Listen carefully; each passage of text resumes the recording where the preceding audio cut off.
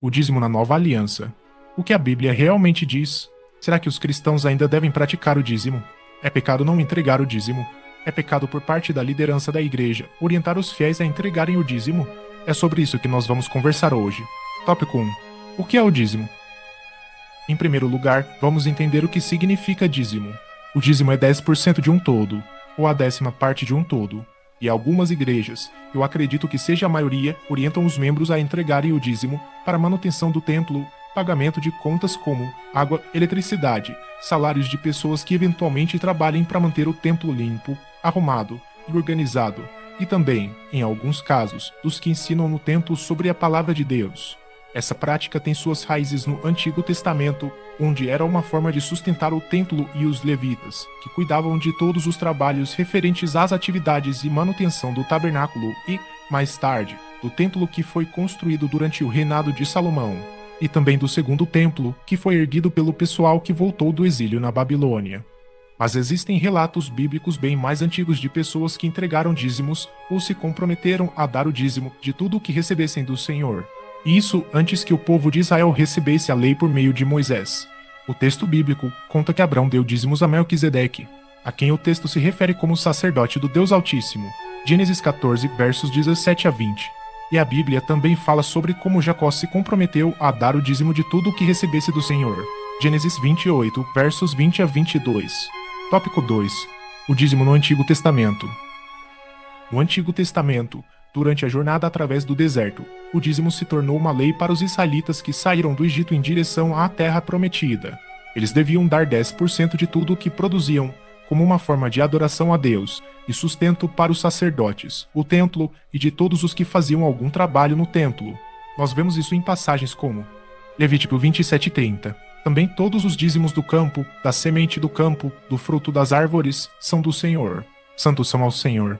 E Malaquias 3:10. Trazei todos os dízimos à casa do tesouro, para que haja mantimento na minha casa, e depois fazei prova de mim nisto, diz o Senhor dos Exércitos, se eu não vos abrir as janelas do céu, e não derramar sobre vós uma bênção tal até que não haja lugar suficiente para recolherdes. Uma ordenança que vinha acompanhada de uma promessa de prosperidade sem limites. Agora um recado rapidinho para você que deseja trabalhar no conforto da sua casa como digital influencer e ser muito bem pago para isso. O que você acha de ter milhares de seguidores reais e ainda conseguir lucrar muito com essa profissão? Pois eu vou te apresentar um curso que foi desenvolvido para você que deseja se tornar um influencer. Você vai receber várias dicas e aprender técnicas para evoluir e superar a concorrência e, além disso, dominar as principais redes sociais. Link na descrição do vídeo e no primeiro comentário fixado. É claro que o seu sucesso também depende do seu nível de comprometimento e dedicação. O único lugar em que sucesso vem antes de trabalho é o dicionário. Agora vamos voltar ao conteúdo. Tópico 3. O dízimo na nova aliança. Mas e hoje? Como nós devemos agir em relação ao dízimo? O Novo Testamento não menciona o dízimo como uma obrigação para os cristãos. Em vez disso, vemos um foco na generosidade e no dar com alegria. Em 2 Coríntios 9:7, Paulo diz: cada um dê conforme determinou em seu coração, não com pesar ou por obrigação, pois Deus ama quem dá com alegria. Mas tem uma exceção. Mesmo hoje, sob a nova aliança, no tempo da graça, se você, conscientemente, prometeu ou fez um voto de entregar o dízimo ao Senhor, você se obrigou em relação ao dízimo. Nesse caso, se tornou uma obrigação para você. Gênesis 28, versos 20 a 22.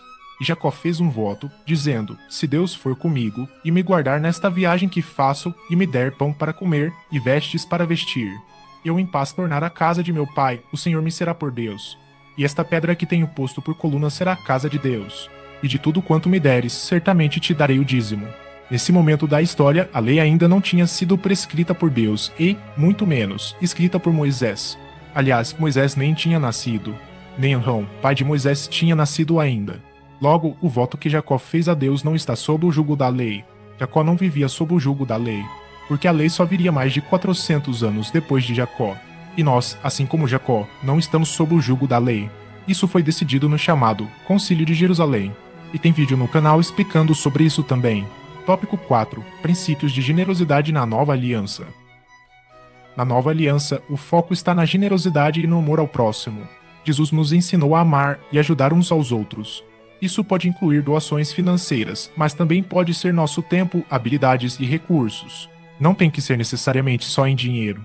O importante é a atitude e a sinceridade do coração. E nós não temos o direito de julgar uns aos outros, muito menos por causas controversas que não edificam e que, diante de Deus, não têm a menor importância. Por exemplo, algumas irmandades cristãs incluem, nos seus estatutos, a obrigatoriedade de os membros entregarem o dízimo.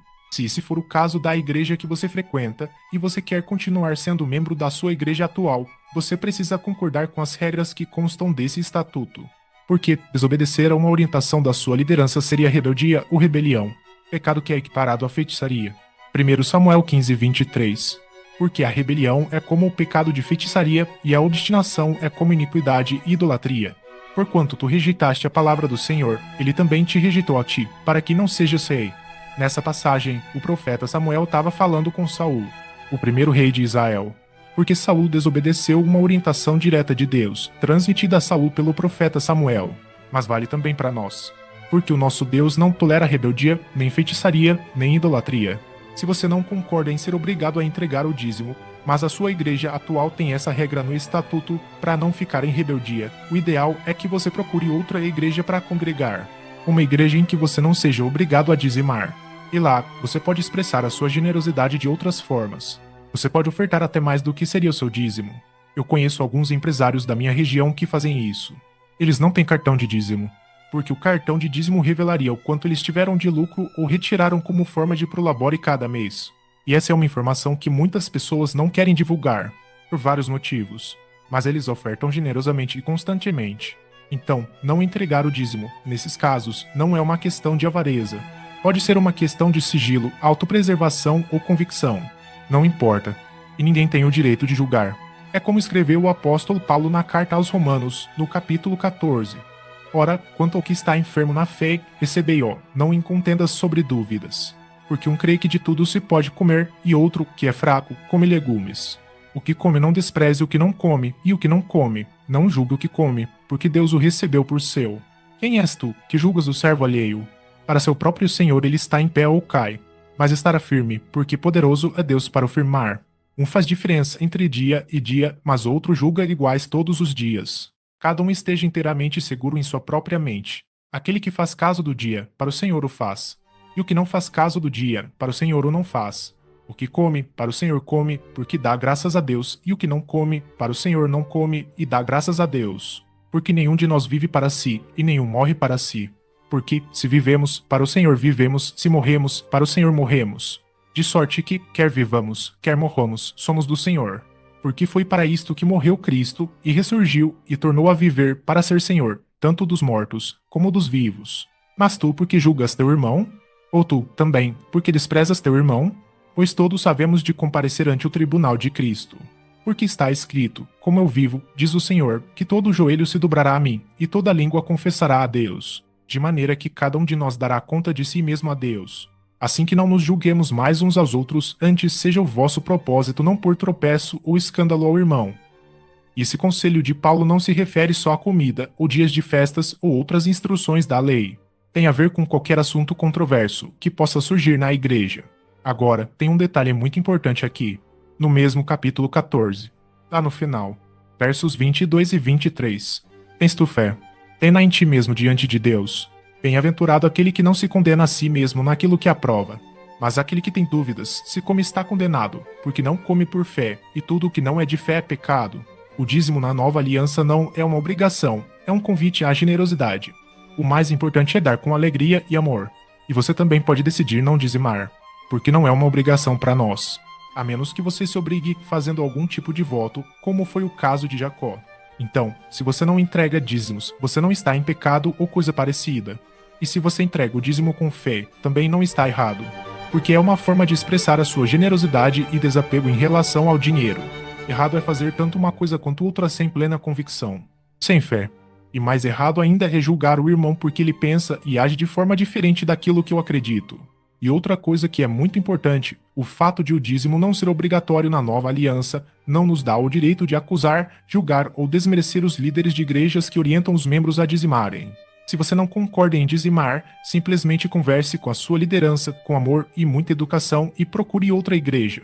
Nada de criar contenda. Nada de sair esbravejando contra a liderança ou a igreja. Uma conversa calma, serena e tranquila é sempre o melhor caminho. Se você gostou deste vídeo, não se esquece de curtir, compartilhar e se inscrever no canal. E dá uma cutucada no sininho, para nunca perder as novidades que aparecerem por aqui.